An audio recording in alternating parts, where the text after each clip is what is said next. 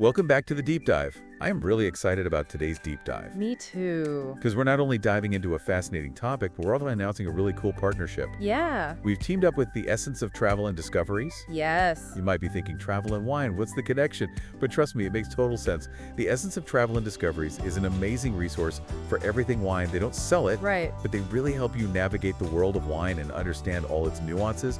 They offer so much education, from the history of wine to specific regions to tasting tips. Yeah, it's like they're your personal guide through a vineyard, explaining all the complexities from the soil to the grape varietals. Exactly. So let's dive in, shall we? When we talk about wine, we're really talking about something ancient. I mean, archaeological evidence shows traces of winemaking that are thousands of years old. That's right. Think 8,000 years ago, regions like Armenia, Georgia, and Iran, those are some of the earliest traces of wine production we have. It really makes you think about how long humans have been cultivating grapes and crafting this beverage.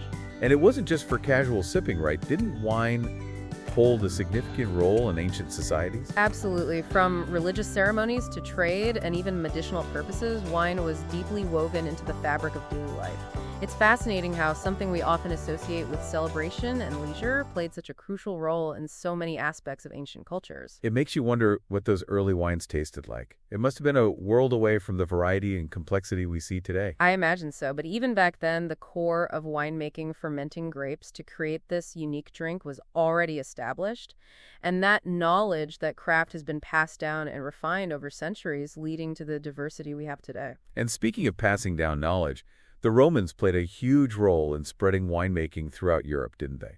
They were pivotal, actually. As the Roman Empire expanded, they brought viticultural practices with them, establishing vineyards in new territories and influencing the wine landscape of regions we now associate with incredible wines. Think France, Spain, even parts of Germany. So essentially, the Roman Empire was a driving force behind the development of many of the major wine regions we know and love today. That's pretty amazing.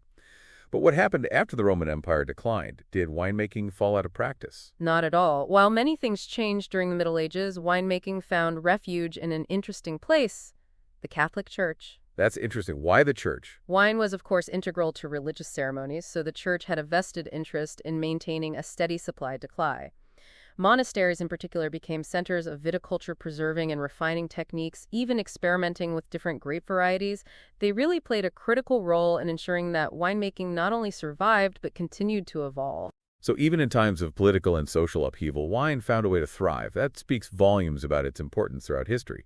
But I'm curious, when did wine start becoming what we think of today, a global phenomenon with distinct regions and specific varietals? That shift started to take shape around the 17th and 18th centuries. As exploration and trade routes expanded, so too did the reach of wine regions begin to specialize, focusing up specific grape varieties and developing unique winemaking styles that are influenced by their local climate and soil. This is where the concept of terroir comes, in the idea that the environment deeply impacts the flavor profile of a wine. So a wine from Bordeaux in France will taste drastically different from, say, a wine from Napa Valley in California, even if they use the same grape. Precisely. And that's what makes exploring the world of wine so fascinating. Each region offers its own unique expression of a grape, influenced by factors like sunshine, rainfall, soil composition, even altitude. It's a truly complex interplay of nature and human intervention. Okay, that makes a lot of sense. Like, wine is a reflection of the place where it's made. But when did the idea of wine as a luxury, something to collect and connoisseur, come about? That's a great question. While wine has always held a certain prestige, the notion of it as a luxury good really took hold in the 19th and 20th centuries. The development of appellations and classification systems, particularly in regions like Bordeaux and Burgundy in France, established a hierarchy of quality and rarity, leading to increased demand and higher prices. So essentially, the creation of these systems, these benchmarks of quality, fueled the idea of wine as a collector's item. Exactly. And with that came a deeper focus on the art of winemaking, the pursuit of excellence, and the recognition of specific producers and vineyards as being exceptional. That makes so much sense. It's like any art form. There are those who are considered masters, creating something truly unique and sought after. You could say that, and that pursuit of excellence, that dedication to craft, is still very much alive in the world of wine today. Well, this is fascinating. It's amazing how much history is packed into a single bottle of wine. We've covered a lot of ground already, from ancient winemaking to the rise of wine as a luxury good. But I'm curious to explore what the modern wine industry looks like. The modern wine industry is a fascinating mix of tradition and innovation. On one hand, you have centuries-old practices being preserved and passed down through generations. On the other hand, there's this constant exploration of new techniques, sustainable approaches, and even the impact of climate change. That's really interesting. It seems like the wine world is at a crossroads, trying to balance its rich history with the need to adapt to the changing world. Absolutely. And one of the most significant shifts we're seeing is the move towards sustainability, and organic winemaking consumers are becoming increasingly conscious of where their food and drink comes from and the environmental impact it has. That makes perfect sense. People are looking for transparency, wanting to know that the wine they're enjoying is produced ethically and responsibly. Exactly. And this has led to a surge in biodynamic wines, which take a holistic approach considering the entire ecosystem of the vineyard. It's not just about avoiding synthetic pesticides or fertilizers, it's about working in harmony with nature to create a balanced and thriving environment. So it's about seeing the vineyard as a living organism, a web of interconnected elements.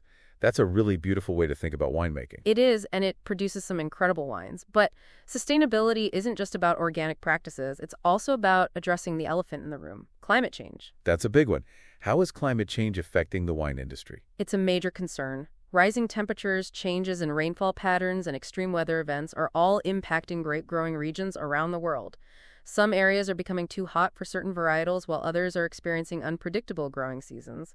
It's forcing winemakers to adapt, experiment with new grape varieties, and rethink their practices to mitigate the effects of climate change. So our enjoyment of a glass of wine is directly tied to the health of the planet. It's a reminder that even something as simple as choosing a bottle of wine can be a way to support sustainable practices and a healthier future. Exactly. And that brings us to another exciting aspect of the modern wine world: the sheer variety and accessibility of wines available today. With the rise of online retailers and specialized wine shops, it's easier than ever to explore wines from all over the world, from small boutique wineries to established names. It's like having the world of wine at your fingertips. But with so much to choose from, it can be overwhelming. Where do you even start? Don't worry, that's where a little guidance comes in handy. Remember our friends at the Essence of Travel and Discoveries. They're a fantastic resource for navigating this vast world of wine. They provide information on different regions, grape varieties, even tasting tips to help you discover new favorites. It's like having a personal wine expert guiding you through the selection process. And speaking of tasting, we can't forget about the sensory experience of wine. It's not just about drinking, it's about engaging all your senses. Absolutely. Wine tasting is an art form in itself. It's about slowing down, paying attention to the visual cues, the aromas, the flavors, the textures, all those elements that come together to create a unique experience. It's like a sensory symphony in a glass. But for those who are new to wine tasting, it can seem a bit intimidating. Are there any basic tips you can share? Of course. First, observe the wine's appearance. Is it clear or cloudy? What's the color like? These visual cues can give you clues about the wine's age and grape variety. So you're saying we should be detectives looking for clues hidden within the glass. Exactly. Next, give the wine a swirl in your glass and take a deep inhale. What aromas do you detect? Fruity, floral, spicy. This is where the wine starts to tell its story. And finally, take a sip, letting the wine coat your palate. Notice the flavors, the acidity, the tannins, the finish. It's all about experiencing the wine's complexity and finding what you enjoy. It's a journey of discovery, a way to connect with a place and a craft that's been around for centuries. And the best part is there's no right or wrong way to taste wine. It's all about finding what you enjoy and appreciating the experience. Exactly. And don't be afraid to ask questions, experiment with different varieties, and share your discoveries with others. Wine is meant to be enjoyed, shared, and celebrated. Wow, it really is amazing how much there is to discover in the world of wine. We've gone from ancient history to modern trends, touched on sustainability, and even learned a bit about tasting.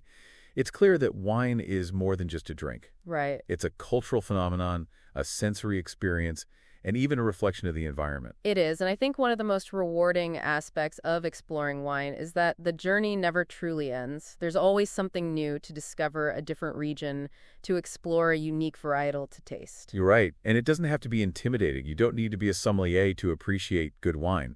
It's all about finding what you enjoy, experimenting, and sharing that experience with others. Exactly, and even if you're just starting out, there are so many resources available to help you navigate the world of wine. That's where our friends at the Essence of Travel and Discoveries come in, right? Absolutely. They offer such a wealth of knowledge, from understanding wine labels to pairing suggestions, even regional guides. It's like having a personal wine concierge at your fingertips. I love that. So for those of us who are ready to embark on our own wine adventures, what advice would you be? Where should we start? My advice would be to start with curiosity. Don't be afraid to step outside your comfort zone and try something new. Visit a local wine shop and chat with the staff, attend a tasting event, or even explore a new region through its wines. So it's all about embracing the journey and discovering what speaks to your palate. Exactly. And remember, the most important thing is to enjoy the process. Wine is meant to be shared, savored, and celebrated. So grab a glass, gather some friends, and raise a toast to the wonderful world of wine. Cheers to that, and a huge thank you to our listeners for joining us on this deep dive into the fascinating world of wine. We hope you've learned something new, discovered a new favorite, or simply gained a deeper appreciation for this incredible beverage. And remember, the journey doesn't end here. Keep exploring, keep tasting, and keep those glasses filled. Until next time, happy sipping.